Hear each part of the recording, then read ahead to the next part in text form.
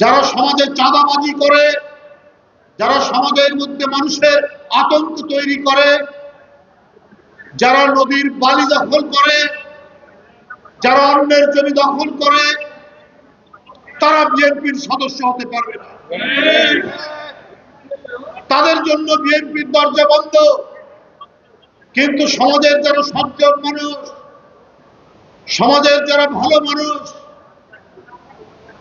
যারা সরকারি চাকরি করতেন এখন রিটায়ার্ড করেছেন, অবসরে গেছেন, প্রাইমারি স্কুলের শিক্ষক, মাধ্যমিক স্কুলের শিক্ষক, কলেজের শিক্ষক, কৃষক, শ্রমিক, রিকশাওয়ালা, ভ্যান চালক প্রত্যেকেই বিএনপির সদস্য হতে পারবে।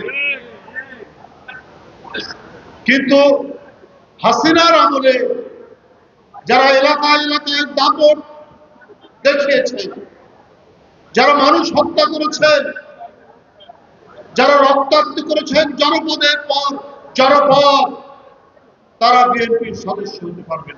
ডাবল ধামাকা অফার, ওয়ালটন ট্যাবলেট পাওয়া যাচ্ছে নতুন ছাড়কৃত মূল্যে। সুতরাং এই সমস্ত দিকগুলো বিবেচনায় রেখে আমাদেরকে এগিয়ে যেতে হবে সামনের দিকে। বিএনপি একটি সুসংগঠিত এবং সুসমন্বিত দল হিসেবে প্রতিষ্ঠা পাবে।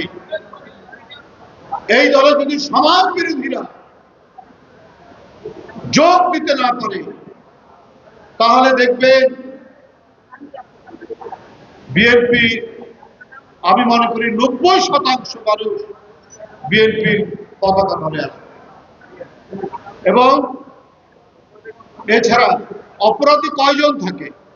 শতকরা 2 জন 1 জন, বেশি থাকে না। কিন্তু এরা সবচাইতে বেশি ওই শতকরা 1 জন 2 জনই সমাজকে নষ্ট করে, কলঙ্কিত করে, কলুষিত করে,